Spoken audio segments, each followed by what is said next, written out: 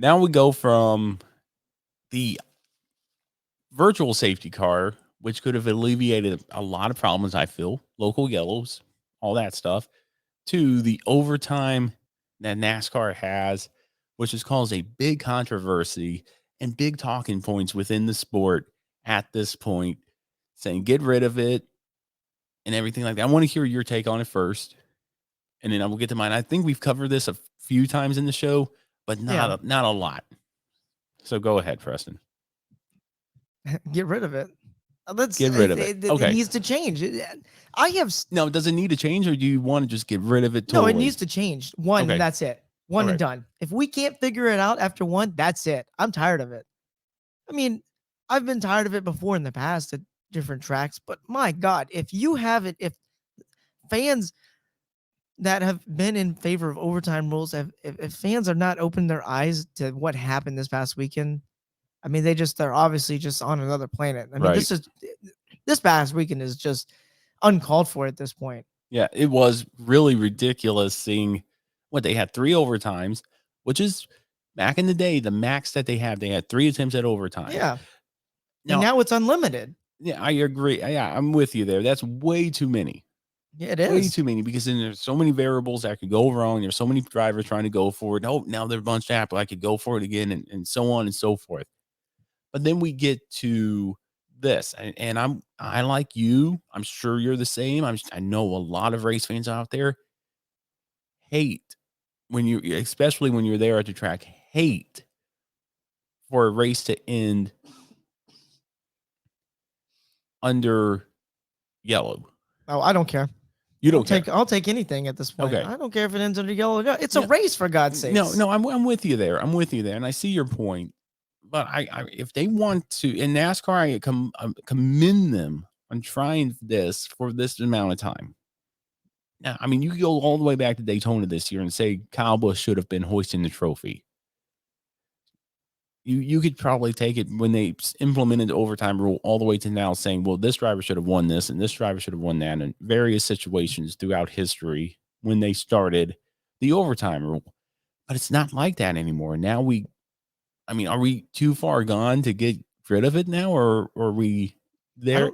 Are we in the changing moments now where not only stage break or stage cautions are on the table, on the chopping block, I should say, but overtime is on the chopping block? We're not too far gone from any of that. I think this is a time. I think this is the year where NASCAR is going to start figuring it out. And I mean, they're, like you said, they're already taking a look at stage breaks. Yeah, it's only been one race, but of course they're going to keep looking at it the rest of the way through. They're going to think about it. I mean, yeah, they have to think about it at any other tracks, just like with overtime. Overtime, it can vary at any other tracks. But this past weekend, Ryan Preece even said it. What a bunch of hacks. It pretty much was 3 overtimes in a row. And everyone's like, oh, well, guess what? If I send it full send into turn 1, somebody's going to wreck. Well, I'm going to gain about 5 or 10 positions and we're going to do it all over again. Guess what? I'm right even closer to the front. And that's what I'm getting tired of. That's what I got tired of. Kudos to Tyler Reddick. I mean, my God, that guy drove the wheels off the car to make sure he stayed in front the entire time. And like Kyle Busch even said in an interview after, Kyle said, you know what?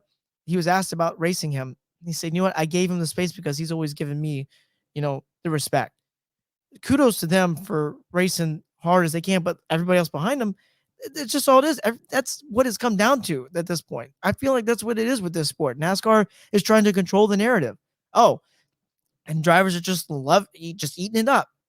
Stage breaks that come. Oh, cool. Guess what? A restart? Well, guess what? I'm going to go for it because I'm sure a caution is going to come out at some point, especially at the end. It's ridiculous. If you put one overtime in there, I feel like we might be able to get through turn 1 a little bit with more sanity. Like Ryan Preece said, it's just a bunch of hacks and somebody needs a butt kicking because everyone's just in there just running each other over.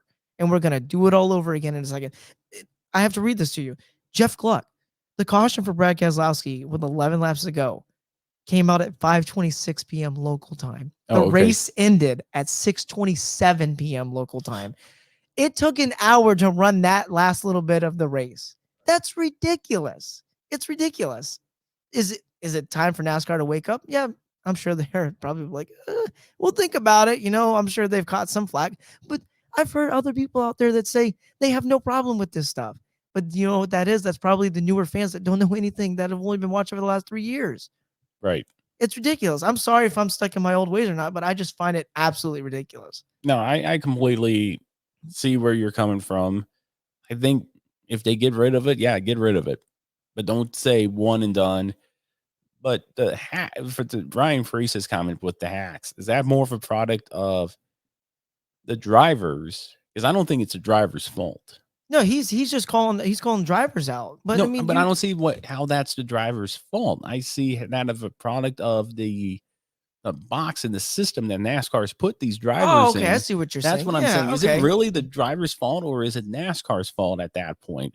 Because I feel like he's just subliminally saying NASCAR is a bunch of hacks when drivers are following the rules, racing hard, and if had there be a caution and I gain 5 to 10 positions, like to your point, well, then I gain 5 to 10 positions. There has to be a way to, I don't, there's got to be a way to figure it out instead of having, like I said, I know it varies at every track, but when you watch it this past weekend, it's like watching a demolition derby in turn 1. No, it was. And everyone's just like 5 wide and someone is going to get punted at some point. I mean, I don't know. Maybe that's just me. I think if NASCAR needs to look and they really think hard on this one. I think 1 overtime is enough. Yeah. You know, we can't please everybody. NASCAR No, cannot we please can't. everybody. NASCAR's like, oh, well, we And think that the fans should get a green flag finish. Well, you know what? It doesn't happen like that all the time. Not all the Instead, time, no. we're going to sit there for an hour hoping that you guys are going to get what you want. And they'd be like, oh, this is what the fans want. Well, you know what? Maybe the fans don't want to sit there for another hour. No. You know, I mean, dang, No, man. I've been at long races before, and it's just like, okay, come on, guys, get it together. Let's finish this thing. That's what I was thinking watching on TV. I'm like, oh my God, here we go again. And I'm just like, oh, here comes it. I know another caution's coming. And it coming. I'm like, all right, well, then we're going to try this for a 3rd time. And I'm just thinking to myself, oh my God, well, we have unlimited attempts. We're never going to make it.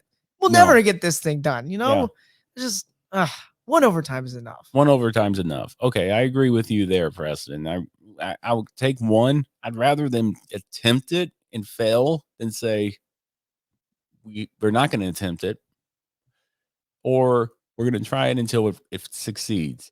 The definition of insanity is doing something over and over again the same way and expecting different results. Yeah, and I feel like that is what happened this weekend at COTA, which was up to that point a great race. It was so funny what was happening, and people were out there putting it on Twitter. And I think it was Bob Pockris, somebody else. It was either him or Jeff Clark. I can't remember. Somebody said, oh, we were just not that far off the beating path of this being a circus. And I retweeted and I said, jokes on them. We're already at the circus because this is ridiculous. I already called it a circus after 2 times. No, yeah. It's ridiculous. It was. And the length of time it takes to run a caution lap there at COTA is ridiculous in itself. The majority of it wasn't them cleaning up the track. It was them running 3 or 4 laps.